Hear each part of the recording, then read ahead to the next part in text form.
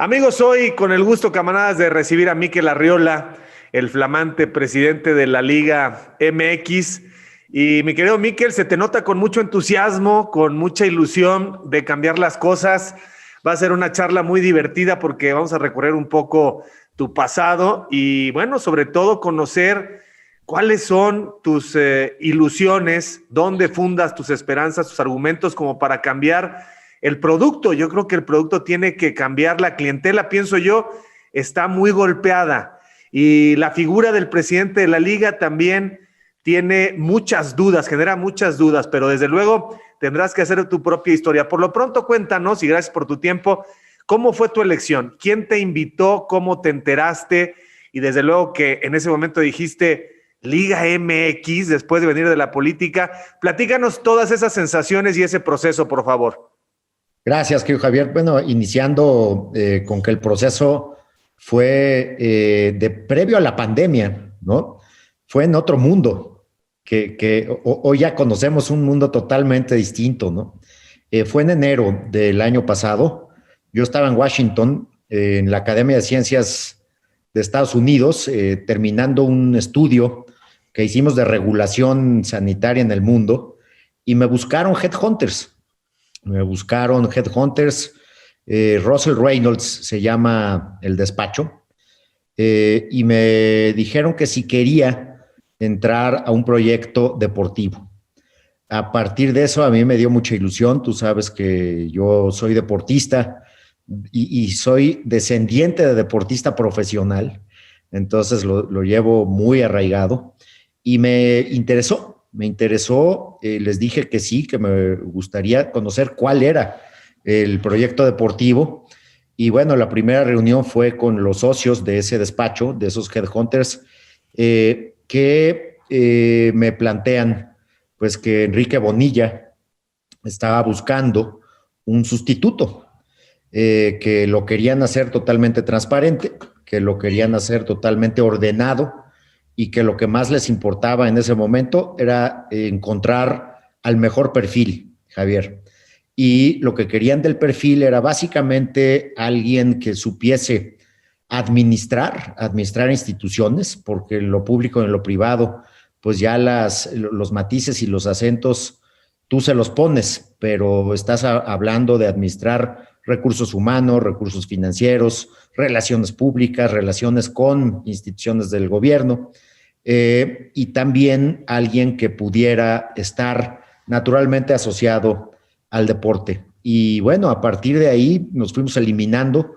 No conocía a los otros candidatos, ni en número ni en persona, pero afortunadamente fuimos avanzando y luego se cayó el torneo de inicio del año pasado, y también pues el proceso se detuvo. Hubo una pausa natural que se retomó en el mes de septiembre, finales del verano, y entre septiembre y octubre pues ya hubo una propuesta formal que yo acepté, y la propuesta formal además se hizo en diciembre a la Asamblea. Con este bagaje de pasado inmediato, de transparencia, de buscar el mejor candidato y sobre todo de autonomía, porque yo no venía o no vengo de ningún entorno asociado al fútbol. A ver, esto es muy interesante, Mikel. Hablaste de autonomía, de independencia, de margen de maniobra, en un contexto y con antecedentes pues muy conocidos por la opinión pública en relación a que en el fútbol mexicano hay una serie de dueños, pocos de hecho, muy identificados, que son los que controlan para bien y para mal el negocio, porque además ponen el dinero. La figura del comisionado de la NFL es una figura con importancia, con poder de decisión, con autonomía. Ese es el gran reto que tiene el puesto y que tiene, digamos, tu recorrido como personaje público. ¿Qué tanto, Mikel, el entorno que te estoy platicando va a poder ponerte contra las cuerdas y decir, tranquilo, Mikel, tú eres una figura que tiene una importancia, un lugar en esa silla, pero aquí hay una serie de dueños que han controlado por mucho tiempo el fútbol mexicano y eso evidentemente genera dudas sobre esa autonomía. ¿Qué me dices de esa reflexión? Hay 2 o 3 periodistas que todavía dicen, quiero ver cómo opera Mikel para ver si realmente aquí hay un cambio, porque lo que se trata es justamente de repartir pareja la pelota. Mira, Javier, sin duda, te platiqué los 10 meses o 11 meses antes a la asamblea y el parteaguas se llama 7 de diciembre del 2020. Y lo que pasa después de la asamblea o durante y después de la asamblea es lo que contesta tu muy buena pregunta. A mí me dan un mandato los inversionistas de una industria que llega en valor a los 2,000 millones de dólares, solamente de inversión en infraestructura, en marcas y en plantilla. Los 18 equipos, los inversionistas, pues tienen invertidos 1,500 millones de dólares. Esos son los primeros actores en el fútbol, en el proceso, no en orden de importancia. Después vienen los jugadores, que son la materia prima, que son los que generan los resultados en el espectáculo. Y el actor más importante, creo yo, en el propio espectáculo, pues es el aficionado, es el consumidor. Y el consumidor mexicano y en Estados Unidos consume más o menos 400 millones de dólares de fútbol de la Liga MX, precisamente anual. Entonces, el mandato que se me da por parte de los 18 equipos, y yo lo asemejo a un consejo de administración que primero le da un mandato y después le da la confianza al director general en medio de la peor pandemia que haya vivido el hombre en su historia y de la peor crisis económica que haya vivido el hombre en su historia, no México, todo el mundo, toda la humanidad, necesitamos primero continuar operando, porque venimos de un proceso donde paró la liga y se pudo reabrir, hubo resiliencia para abrir. Enfrente de la pandemia, Mikel, tú que estuviste en el sector salud, ayúdanos a que podamos seguir con la operación del fútbol para que la gente lo tenga en su casa en vivo en vez de ir al estadio. Segundo, a partir de esa pandemia necesitamos ver dónde podemos recuperar los 1,500 millones de pesos que hemos perdido por la falta de asistencia de la gente a los estadios. Y además eso sigue sumándose, porque mientras no regresemos a la normalidad, no vamos a dejar de perder esos recursos. Y tercero, a partir de esa decisión de recuperar valor, recuperar flujo, pues ver qué activos podemos optimizar con más inteligencia, tanto afuera de nuestro país como adentro. Y ese es el principal mandato, que yo tengo. Y a partir de ahí, pues no he tenido ninguna instrucción en contrario, ninguna resistencia. Desde luego, el reto principal es encontrar los espacios comunes de 18 socios que son competidores, además.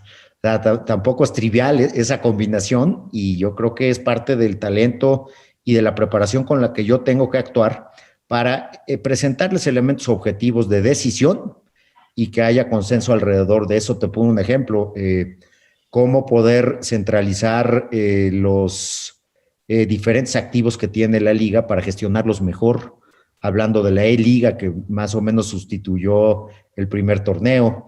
Y eso se los tengo que platicar con un lenguaje objetivo, numérico, para que se tomen las mejores decisiones. Los socios tienen que entender que esto es equitativo, que es un tema que no necesariamente en la realidad ha operado. Se entiende que hay socios que no valen lo mismo y que condicionan un poco ciertas cosas que otros socios de pronto se sienten desplazados, se sienten minimizados. Eso está clarísimo. Por otro lado, entiendes que hay estas dudas, o sea, entiendes que haya periodistas y medios que digan, yo quiero ver si Mikel Arriola va a ser un instrumento o va a ser un tipo comisionado. Esto es natural a estas alturas, ¿no? ¿Lo entiendes así?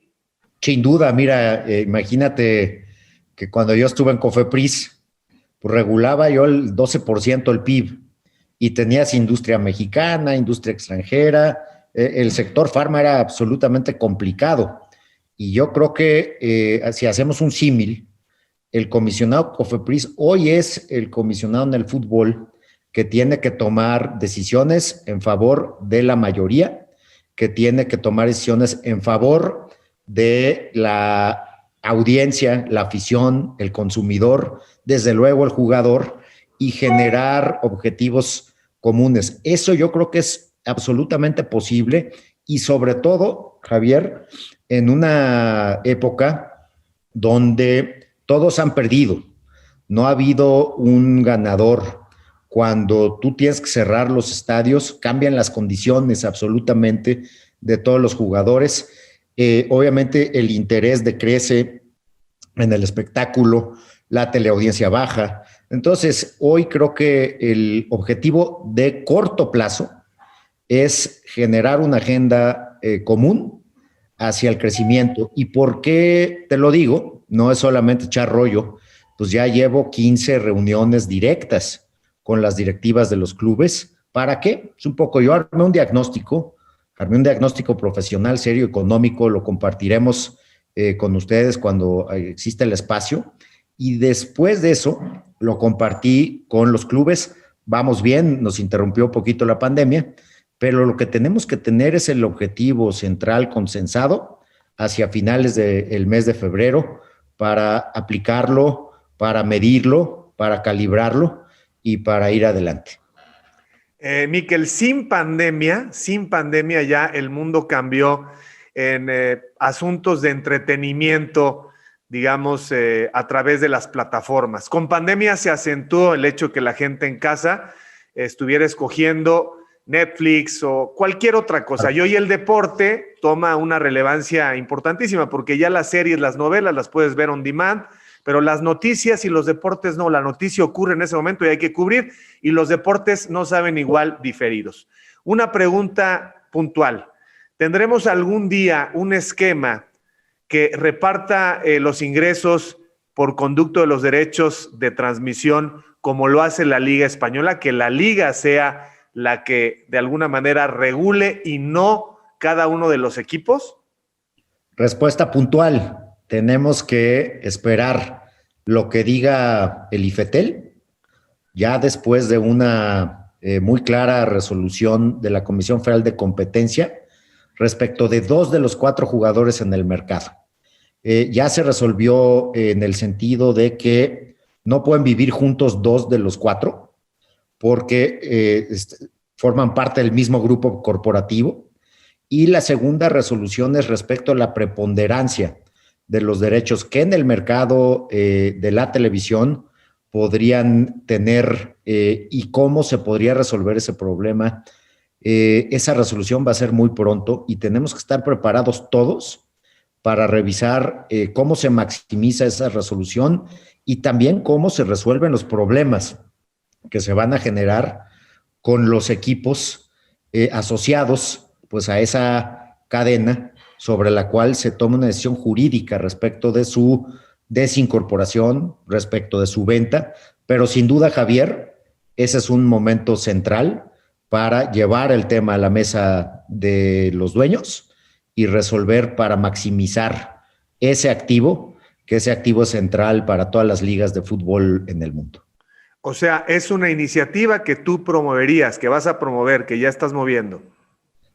Sí, yo lo que promuevo es llevarle a los 18 dueños los escenarios después de una resolución de un órgano constitucional autónomo que se va a dar ya a partir de la compra de Disney a Fox y a ESPN, ¿no? Entonces, la idea es que repliquemos el modelo español donde la liga controla derechos e ingresos.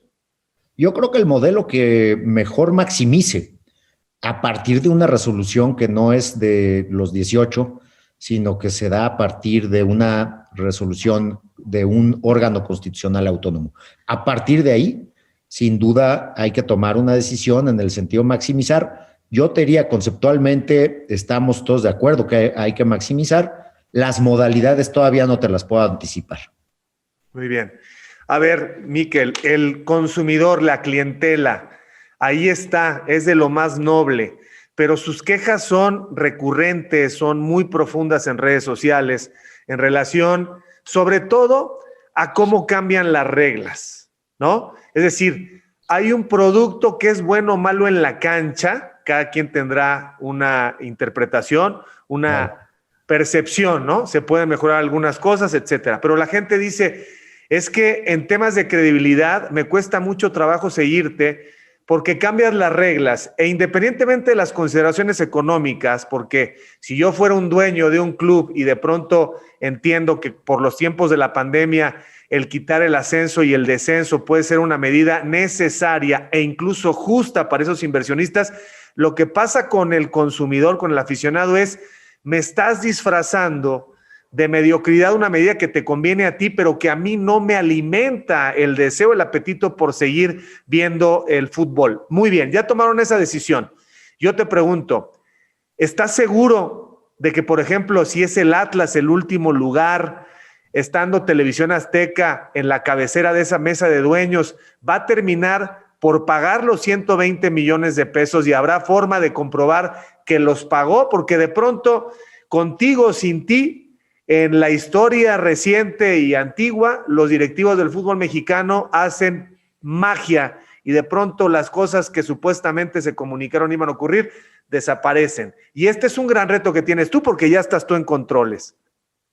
Gracias, Javier. Pues mira, esa decisión, la decisión de interrumpir el ascenso o el descenso, primero tiene un cariz transitorio.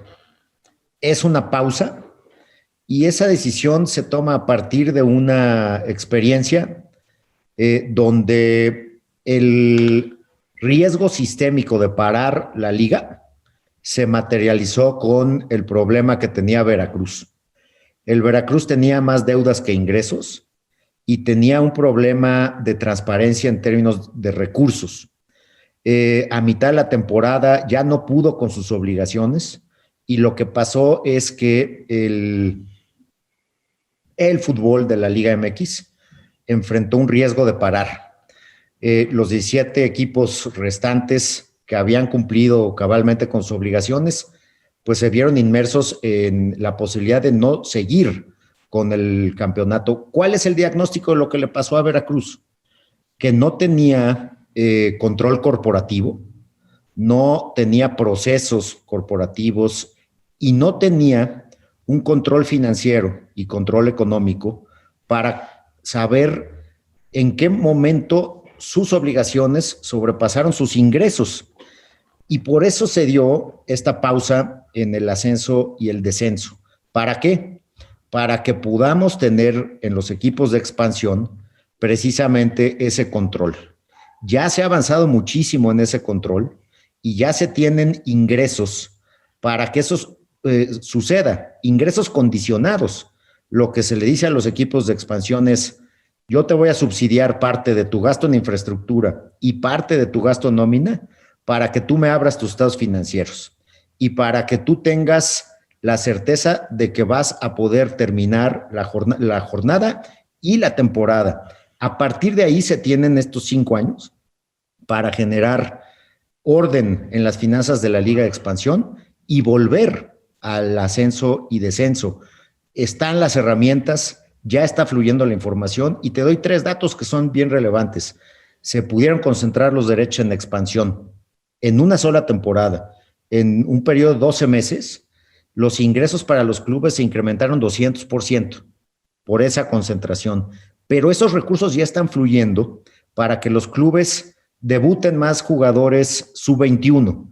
Se debutaron más o menos de 91 en la temporada anterior, llegamos casi a 200.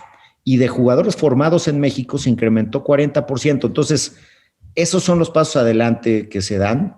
Desde luego no se puede soslayar que hubo un cambio de reglas sobre la marcha, pero que este mecanismo transitorio pues está dando frutos y lo que tendríamos que tener en el mediano plazo es regresar a la competencia plena, regresar al ascenso y descenso con la certeza de que no vamos a tener otro caso Veracruz. Pero el Atlas y los de abajo van a pagar y se va a hacer público ese pago. Bueno, sí, claro, porque esa fue la decisión de la Asamblea. Y precisamente esos pagos se invierten en el ciclo que te platico. Inversión en infraestructura e inversión en plantilla, sobre todo fuerzas básicas, porque hay que recordar que la Liga de Expansión es un espacio, es una pasarela muy importante para los jugadores entre 18 y 23 años que no pudieron debutar en Liga MX, pero que todavía lo pueden hacer. Si vemos la final Tampico Madero Atlante, los 22 jugadores eran mexicanos y el promedio de edad eran 23 años. La pregunta era un poco, si hubiera pasado a primera el Tampico, ¿cuántos de esos jugadores hubieran sido mantenidos para el primer equipo de Tampico en la primera división? Entonces, son datos, son elementos de que esto se tomó en serio por los 18 equipos y de que viene en este año, pues el momento de enfrentar a través de la medición del coeficiente, pues quién quedó en primero, segundo y tercero si volteas la tabla, ¿no? Pero bueno, entonces, la gente, el consumidor, estará seguro de que Miguel Arriola será vigilante de que se cumpla estrictamente, porque la gente que consume el producto tiene esa necesidad no de ver mal a los equipos, sino de decir, me marcaste las reglas y claro, ahora necesito credibilidad, y la credibilidad tiene que ver con que esos últimos equipos realmente desembolsen, y no a pagos chiquititos y en 3, 4 y 20 vueltas, sino que realmente se diga, aquí está lo que le costó a X y Y equipo ser mediocre y ser consistentemente malo en el tiempo. Entonces lo estás garantizando tú. Mira, en cualquier industria hay una palabra, un intangible que se llama estabilidad y predecibilidad, ¿no? Hasta en los países, si no tienes esos dos elementos de buena gobernanza, no vas a poder atraer inversión. Y uno de los objetivos y de los mandatos que me dio la Asamblea es necesitamos inversión extranjera, ya tenemos 2 equipos de inversión extranjera, necesitamos inversión interna y necesitamos también mejores ventanas de salida para incrementar el valor de nuestra liga. Perfecto. Miquel, a ver, otro tema, fíjate, con lo que me cuentas de tu proceso de selección, se cae esta versión que muchos todavía sostienen en los medios de que a la llegada del nuevo gobierno, ¿te acuerdas? Hubo algunas notificaciones en el América y en otros clubes de parte de la Unidad de Inteligencia Financiera para checar el tema de lavado de dinero, en fin, de certeza en las transacciones de todos los clubes en todos los sentidos, y que tu amistad con Santiago Nieto pues habría sido, digamos, coyuntural y muy buena como para que el fútbol mexicano se ponga en orden y no haya en ese sentido nada raro y nada que pueda implicar que de pronto el gobierno se involucre y diga, oye, faul aquí algo no está claro. ¿Cómo ves? Pues mira, yo te diría que obviamente la figura de Santiago Nieto yo la respeto mucho porque casi tuvimos la misma responsabilidad en Hacienda. Yo era el jefe de la unidad de legislación tributaria, era autoridad tributaria de diseño de impuestos. Tampoco era una figura muy querida, porque ya te imaginarás que al recaudador pues siempre le caen a palos, ¿no?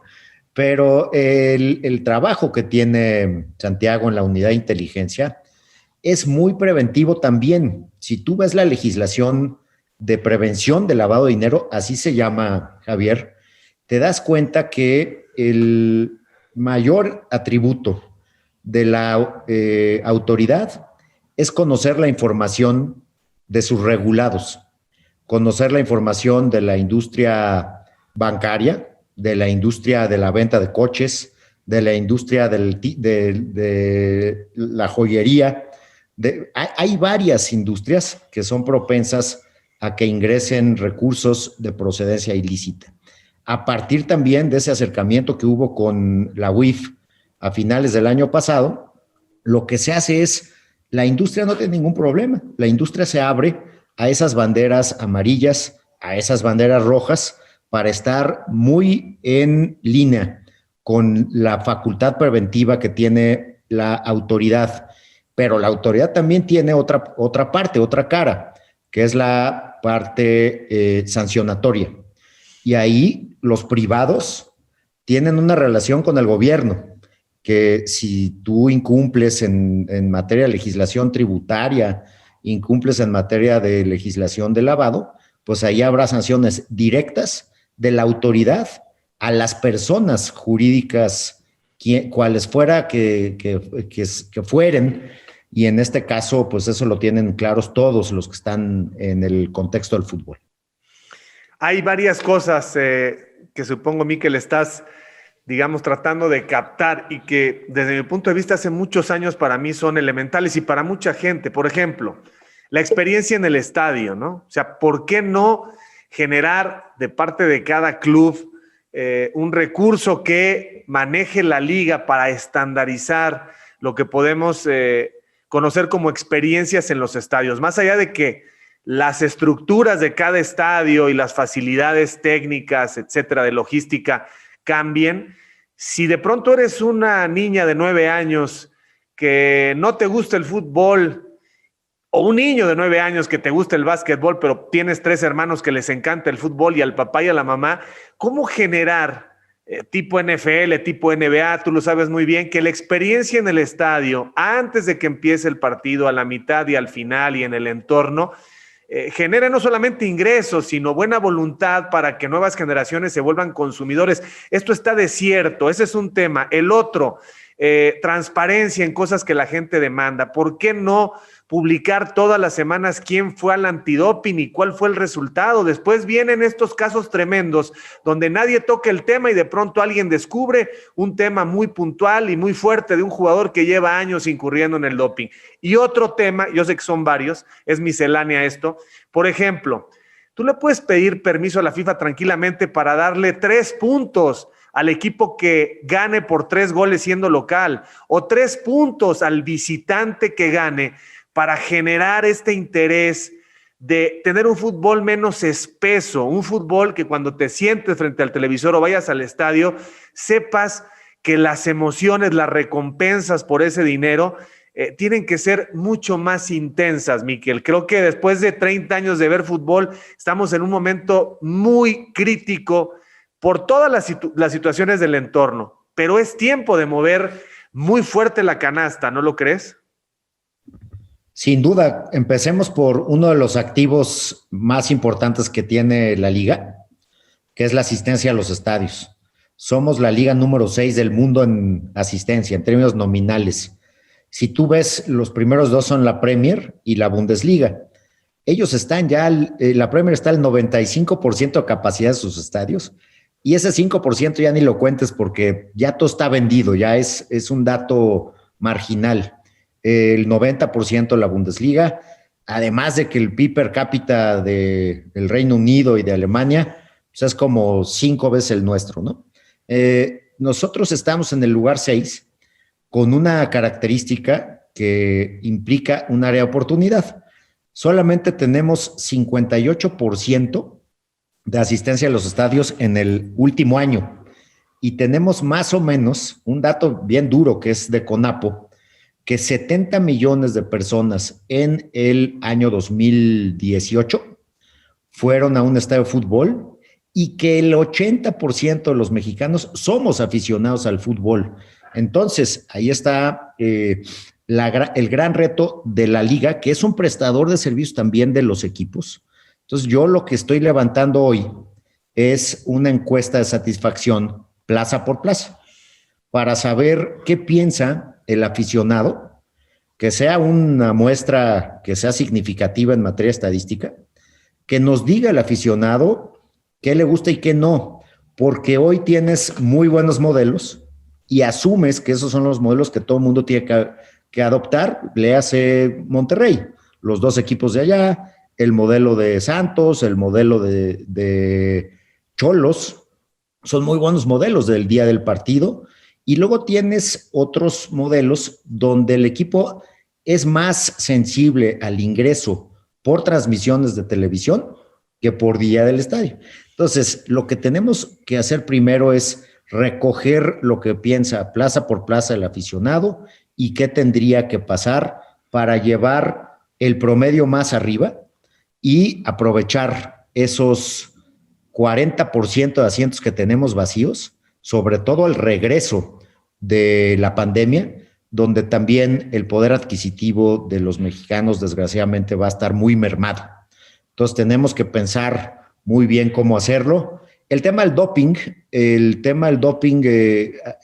yo creo que se da a partir de datos personales de información de los jugadores y yo tuve una experiencia directa cuando estuve en la COFEPRIS con el tema del clenbuterol y aprendí pues que el doping lo lleva la WADA y que la WADA es una organización con personalidad jurídica propia y que se maneja a partir de estándares muy claros respecto de identidad. Entonces yo creo que ahí tendríamos que buscar si hay espacio de transparencia, verlo con John de Luisa, ver cómo nos podemos acercar con ellos, sin duda, para tener información, más información. Yo creo que estamos en la época de la transparencia y si hay que gestionar esa transparencia con otras instancias, lo hacemos sin duda. Y decirte que en general, la visión del espectáculo respecto de otras ligas, pues no nos va tan mal. Aquí en nuestro país, pues sí tenemos, digamos que muchas opiniones, algunas, la mayoría son pasionales, ¿no? Pero objetivamente, ¿qué podemos hacer con la liga? Yo tengo 18 consejeros de deporte y de fútbol que son los directores deportivos. Y entonces, yo lo que planeo en el corto plazo es buscarlos, juntarlos y que ellos vayan generando sus propias impresiones de por qué el espectáculo. Primero entender la pregunta y luego responderla. ¿Ha bajado el espectáculo? ¿Sí o no? A partir de una opinión en que sí, bueno, ¿cuáles son las medidas? Te voy a poner un dato que me dieron también en un club. Nuestros minutos netos jugados son 48 contra 58 de la UEFA, ¿no? Entonces ahí tienes ya un dato objetivo. ¿Qué podemos hacer? Árbitros, clubes, asociación de jugadores, para efectos de incrementar el número neto de minutos jugados, porque ahí yo creo que ahí traes problemáticas de que cuando ya llegan los últimos minutos, pues se tendería a hacer tiempo, ¿no? Bueno, pues eso le puede dar más fluidez al árbitro, pero luego al árbitro lo critican porque deja que se den muchas patadas, ¿no? Entonces, esas cosas yo las quiero resolver junto con la inteligencia deportiva que tenemos dentro de la Liga MX con los 18 directores deportivos. Sí, hay muchas ideas y la creatividad es vasta, ¿no? Nosotros en Imagen lo hicimos hace 2 torneos, no sé si lo viste. Te digo que hay cosas que se pueden hacer que no tienes que preguntarle a la FIFA.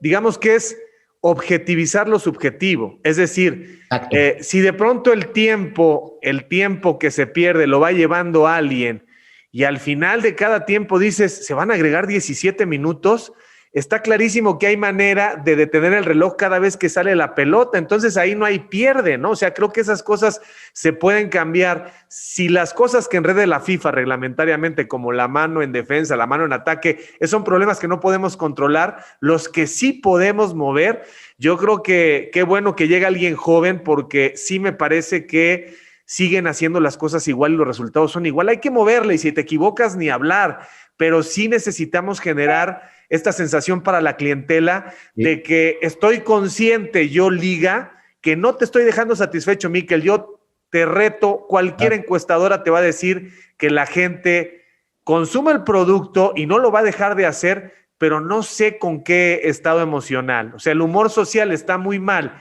y aparte yo veo partidos en los que ya no hay ascenso ni descenso. Entiendo que hay equipos que se volvieron una franja muy grande que flota, que está buscando comprar barato, vender caro, y ahí solamente ir viendo el tema del cociente. Y luego con los 12 lugares para la repesca, esto es surrealista y no se parece para nada al modelo de playoffs de los Estados Unidos, porque allá tú sabes, en la semana 1 de la NFL es a muerte, O sea, creo que hay una confusión ahí estructural sobre este modelo. Pero bueno, sé que vienes llegando y estas cosas las tendrás que analizar. Pero yo me quedo con la frase de objetivizar lo subjetivo, y si tú haces un poco un 80-20, si identificas 10 temas centrales de fluidez, de minutos, de incentivos, le podrías dar un incremento muy medible al nivel de espectáculo. Sí, de acuerdo. Cosas tan tontas, Miquel, como esto, fíjate bien. Estás en un estadio de fútbol, viene un tiro a la tribuna, son muy pocas veces que el balón se va a la tribuna, y lo que hacen es llegar y casi quitarle a golpes ese aficionado el balón, en lugar de tener 2 o 3 personas de la liga que le digan, mira, tú te lo ganaste, yo te lo voy a guardar porque si no se van a empezar a pelear por él, y al final te lo doy, ¿no? O sea, cosas Claro. y eso se vuelve viral, porque ese aficionado dice, tengo el objeto del deseo que usó mi ídolo. No, aquí si se va un balón, van por él como si fuera delincuente, y es solamente un detalle de N número de circunstancias que generan empatía o provocan distancia, ¿no? Está la clientela y no se va a ir, pero creo que se le puede tratar mejor. Otra idea, por ejemplo, Miquel, hoy en día con pandemia, no veo a Tigres, a Cruz Azul, a la América diciendo, a ver, los que me compren el abono ahorita para el 2022, ahorita saquen el efectivo, ahorita les hago un 50% de descuento. ¡Wow! Ganar por todos lados. El fútbol mexicano está detenido porque las instituciones están poco dinámicas. Y de eso se trata, se trata de buscar juntos con los clubes, con datos objetivos, donde podríamos maximizar esos activos en una instancia de regreso, bueno, en 3 instancias, mientras estamos en pandemia, regreso de la pandemia y luego un escenario pleno, que la idea es pues, regresar al mismo escenario de 2019 en ingresos y en espectáculos, ciertamente, y en interés, pero cuando yo era niño, pues, había 3 balones, ¿te acuerdas? Entonces, si ese aficionado se iba por el túnel, pues ya se habían perdido 5 minutos. Y mi papá me contaba que él iba con mi abuelo a la Bombonera y que una vez se voló un balón al jardín de una casa y el centro delantero del Toluca tuvo que saltarse a la casa para recuperar el valor y que siguiera el partido, ¿no? Entonces, hay muchas áreas de oportunidad. A ver, Miquel, los anunciantes comercialmente, yo puedo decir misa y puedo entender que representa un poco el sentimiento de la afición, pero ¿qué tanto el anunciante, los nuevos patrocinadores están contentos con el producto, con la forma de manejarlo, con los esquemas, las estructuras? ¿Piensas que esta liga tiene los anunciantes que da el producto? ¿Crees que hay un desánimo? ¿Crees que la gente al contrario está haciendo fila para participar de la liga? ¿Cómo es ese tema? Porque ese es el que manda al final del día. Yo creo que esa es una gran pregunta, sobre todo para hablar bien de la Liga MX. El 2021 quizá fue el peor año para todas o la gran mayoría de las empresas, distinto a las que hacen vacunas o medicamentos o jeringas o lo que tú quieres. El fútbol en el 2021, la Liga MX, es su mejor año en ingreso por patrocinios, aún con la pandemia, y tú podrás decir, bueno, es que no sabían que venía la pandemia. En enero integramos a un nuevo patrocinador de órdenes de magnitud enormes, $12 millones nuevos para el fútbol mexicano, lo que quiere decir, primero, que en términos económicos, los pocos espectáculos hoy que están generando por su resiliencia actividad, pues son el fútbol mexicano en nuestro país. Y eso implica que las marcas están viniendo con nosotros. Acabamos de firmar ese patrocinio nuevo y se viene en la tubería seguramente más ingreso por patrocinios. En el caso de los equipos, el planteamiento es, tenemos que seguir subrayando que la elasticidad del fútbol es muy pequeña y que sigue vendiendo, y nosotros también estar del lado de los clubes para generar patrocinios adicionales.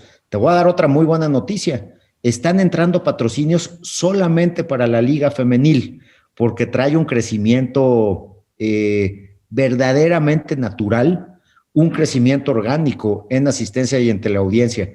Entonces hay que aprovechar que el fútbol es querido por las marcas para seguir maximizándolo. Mikel, fantástico. Al final te voy a decir cuáles son tus 3 prioridades, ¿no? En conceptos, a qué te comprometes en el mediano y largo plazo. Pero antes, cuéntanos un poco de tu pasado deportivo. Pelotari siempre, tus padres, tus abuelos, ¿cuándo llegan de España? Cuéntanos un poco los principios de tu familia ya en México. Mira, mi abuelo llega en el año 29 a inaugurar el Frontón México. Mi abuelo fue 30 años pelotari profesional. Afortunadamente, las grandes figuras, jugó en La Habana, jugó en Miami, jugó en México. Se establece aquí. Afortunadamente, gracias a su profesionalismo, mi papá puede estudiar economía y puede darnos educación a nosotros. Yo fui pelotari amateur, jugué 7 campeonatos del mundo, 2 abiertos, 5 abiertos, 2 juveniles, 7 medallas de plata. Tuve la oportunidad de representar a mi país. Ahí nos conocimos, Javier, justamente, cuando yo era pelotari amateur. Y pues mi última participación fue a los 38 años, fui subcampeón del mundo aquí en México. A los 40 fui campeón nacional y ahí ya lo dejé. Pero pues esa es mi experiencia deportiva. ¿Sigues haciendo ejercicio? Con todo, no puedo parar. Ahora, pues con las cosas que hay en casa para no salir, bicicleta estática, sigo jugando high alay afortunadamente, y eso nunca lo voy a dejar, pero el deporte para mí ha sido parte de mi formación y siempre me ha generado esa sensación de competencia que creo que ayuda a superar a cualquier individuo. Digo, aparte de la herencia, de la tradición que tiene el high alay, ¿cómo puedes describir el gusto, la pasión? ¿Qué te da el high alay que no te dan otros deportes? ¿Y qué exige que no exigen otros deportes? ¿O cuál es la particularidad? Me enseñó muchísimo a lo largo de 30 años que jugué. Primero, yo tenía mucha fuerza y no la modulaba y no era tan exitoso. Al final de mi carrera, lo que me enseñó el high alay fue que es más importante la mente que la fuerza. Y eso sí lo puedes extrapolar a todo. Y lo que me enseñó el high alay y el deporte en general fue a formarme con disciplina. Hoy tengo un hijo de 7 años y no hay premio sin trabajo atrás. Parecería trillado, pero no hay un caso de éxito deportivo, de éxito profesional, si no hay disciplina y si no hay esfuerzo y si no hay entrega. Eso a mí me formó y afortunadamente en lo profesional pues pude llegar al gabinete de mi país. Pude hacer muchas cosas, afortunadamente, desde la política pública, gracias al deporte. Oye, ¿y de fútbol cómo andamos, Mikel? ¿Jugaste siempre? ¿Sigues jugando? ¿Qué posición y qué tan bueno eres o eras? Jugué desde niño, con una gran afición. Tenía más afición que talento. Defensa central bastante tronco, pero jugué pues desde la liga del Club Mundet hasta la liga del Madrid, pasando por Interclubs. Entonces, hasta los 30, 32 años que ya era muy difícil jugar por las patadas, ahí lo dejé, pero siempre fui futbolista de corazón. Oye, y el Colegio Madrid legendario, ¿no? Izquierda progresista, apertura, nada conservador. ¿Cómo te formó el Madrid? Yo no fui al Madrid, fui a su liga. Entonces, ¿no fuiste al Colegio Madrid? No. No fui al Madrid, pero su liga, Ajá. todas esas cosas que dices estaban representadas ahí en su liga. Era una liga muy dura ahí en el Ajusco, se daban muchas patadas y bueno, nosotros éramos un poco de otra zona del escolar, ¿no? Entonces, pues sí había muchos contrastes con la gente del Madrid. Oye, Mikel, ¿y dónde hay más patadas? ¿En la mesa de los políticos o en la mesa del fútbol? ¿Dónde hay más puntapiés? Sin duda en la política. Uh-huh. Sin duda. Sin duda, sí, claro. Porque el fútbol yo creo que es un escenario donde todos van a lo mismo y hay que organizarnos bien para que todos los incentivos se alineen. La política es bien difícil alinear incentivos. Yo tuve una experiencia en política, digamos que corta en términos de la campaña. Afortunadamente 800,000 votos en un proceso muy difícil, Estoy muy orgulloso de eso. Fue una etapa verdaderamente formativa. Y lo de atrás, pues fueron políticas públicas, que es otra cosa, ¿no? Es diseñar, aplicar, medir, para efectos de que las cosas cambien para bien.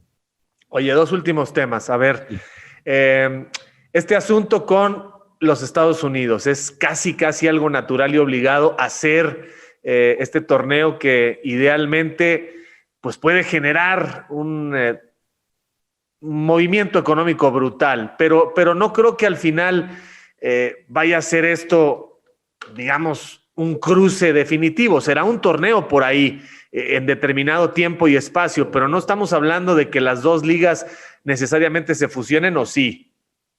Mira, es un tema que corre por la cuerda de CONCACAF, ¿no?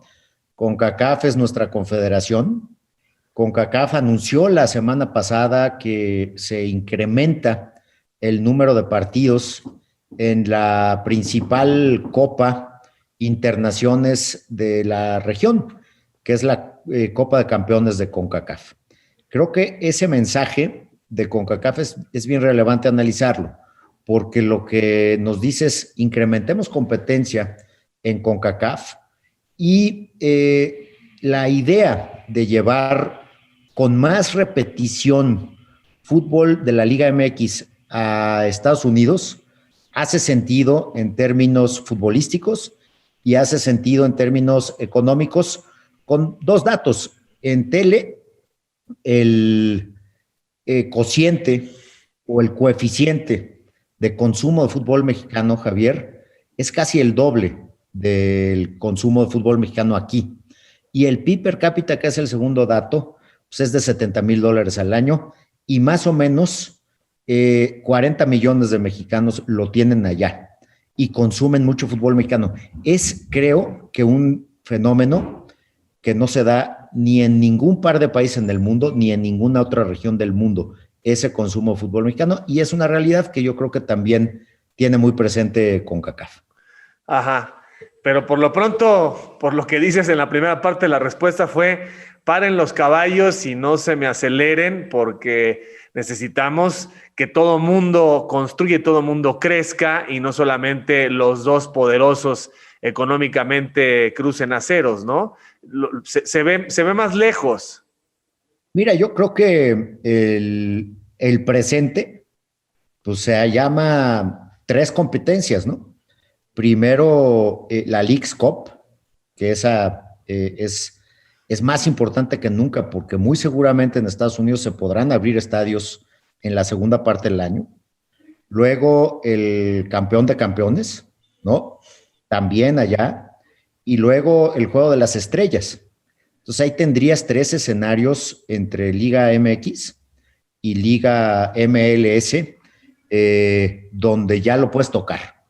Distinto de eso, pues hay que seguir avanzando y hay que apoyar a CONCACAF para que el crecimiento del área sea general y tengamos más Tigres en la final del Campeonato Mundial de Clubes, ¿no? Último tema antes de que escuche yo tus tres propuestas para consolidar parte del proyecto. Yo fui de los que te cuestioné cuando viene esta sanción para Alan Mozo y en general, ¿no? De decirle a los jugadores hay una sanción económica, pedirle a los clubes que hagan más pruebas, pero al mismo tiempo Mazatlán abre sus puertas en semáforo naranja cuando habían acordado en los tiempos de Bonilla con la Secretaría de Salud Federal y con los gobernadores que solamente se podría abrir en semáforo amarillo y verde, y de pronto cambia la señal. Mira, ahí el tema es, otra vez, un tema donde la liga es un órgano coadyuvante cuando hay una facultad expresa de la autoridad. Y en el caso de Mazatlán, la facultad expresa de la autoridad es determinar si hay condiciones epidemiológicas para generar actos o espectáculos donde haya gente en las tribunas o donde haya concentraciones de personas. Y fue el caso de la ciudad de Mazatlán. Fue una cosa que autorizó tanto el municipio como el gobierno de Sinaloa, que son los encargados de la política pública en materia de salud. Entonces, y la otra es cuando hubo indisciplinas de los jugadores que rompen con el protocolo, pues ahí la facultad que tiene la liga, pues es de intervenir, y ahí sí, pues intervenimos desde diciembre, fortaleciendo el propio protocolo para que se hicieran con menos espaciamiento las pruebas, para incluir pruebas de antígeno y para incluir pruebas de anticuerpos.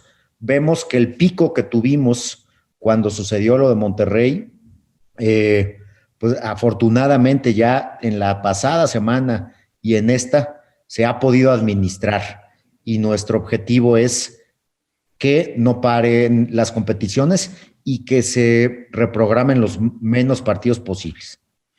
¿Y lo de Gigliotti, qué te pareció cuando lo escuchaste? Pues yo creo que ahí, siendo de alguna manera muy cercano al tema de salud, pues es lo que vamos a vivir con las pruebas y con estos espacios donde la carga viral no se registra en la prueba por las etapas de incubación. Entonces, por eso a mí cuando me dicen hay que hacer pruebas cada 5 días, no necesariamente es lo más inteligente, porque no vas a ver al bicho. Este bicho tiene 2 características que traen loca a la humanidad. Primero, que no se manifiesta en sus 4 primeros días o 5. Y segundo, que los agentes de contagio mayores, pues son aquellos a los cuales no se les manifiesta, que son en muchos de los casos, adultos jóvenes. Y nosotros en la liga, pues tenemos el 98% de adultos jóvenes. Entonces, ahí tenemos, y desde luego, pues los jugadores nunca han hecho cosas, ni los clubes, con mala fe. De acuerdo. Creo que ahí también hay que reconocerles que en medio de la preocupación, de temor por sus familias, etcétera, han aparecido y han brindado, pues en la medida de sus posibilidades, su desempeño profesional. Se les paga, pero pues a todos se nos paga, y las condiciones no han sido totalmente satisfactorias. A ver, Miquel, en 3, 4 años, ¿cómo quieres que los dueños hagan el recuento de tus objetivos? ¿Qué buscas para el fútbol mexicano en 3 premisas fundamentales en el mediano y largo plazo? Primero, incrementar el reparto de ingresos a los clubes para que este círculo virtuoso en inversión se incremente en magnitudes que no hemos visto. ¿Por qué? Porque si ingresa más dinero a los clubes, va a llegar ese dinero a nuestro principal elemento de inversión, que es el talento humano, que son los jugadores. Entonces, ahí, manteniendo ese ciclo, va a haber más oportunidad para sub-21, para fuerzas básicas, para la femenil, desde luego para la expansión, para que se cumplan los sueños de llegada de los jóvenes, de las mujeres, pero también que eso pueda redundar en el espectáculo, en la mejora del espectáculo. Eso es primero. Segundo, que esa mejora del espectáculo no se quede en nuestras fronteras, que pueda trascender en cualquier espacio, como está trascendiendo hoy en Qatar con la presencia de Tigres en la final del Mundial de Clubes. Esa actividad internacional permanente con resultados claros. Y tercero, que el entorno de la industria sea atractivo para la inversión desde afuera, para que nos vean como un entorno con seguridad en la inversión, para que nos vean un entorno con reglas claras, para que nos vean en un entorno donde hay control económico y donde hay disciplina corporativa, porque solo así es que vamos a atraer, como cualquier otra industria, más interés, y vamos a poder crecer en volumen y vamos a poder llegar muy ciertamente a aparecer en los primeros 5 lugares de todos los rubros que tú me dijes. Miquel, ha sido un gusto. Muchísimas gracias y te mando un abrazo. En el camino andamos. Y bueno, pues aquí queda este testimonio de lo que traes y la gente lo puede consultar. Y pues adelante, que el fútbol mexicano necesita de ese empuje y de esa estrategia. Ojalá que Ojalá que se abran las defensivas a ultranza que hay en algunos sistemas tácticos, comerciales y culturales de ciertos equipos. Ya te encontrarás con defensas muy duros y otros que son muy técnicos y te van a dejar pasar. Pues suerte en eso. Muy agradecido, querido Javier, siempre abierto y además siempre subrayando pues, tu gran calidad profesional de muchos años que te conozco. Muchas gracias, Miquel. Un abrazo igualmente. Fuerte, gracias. Hasta luego. Así que camaradas, por favor no dejen de seguirme a través de todas mis redes, de suscribirse a mi canal, dale a la campanita, dale like, no te olvides de dejarme tus comentarios, yo mismo estaré respondiendo. Cambio y fuera, camaradas.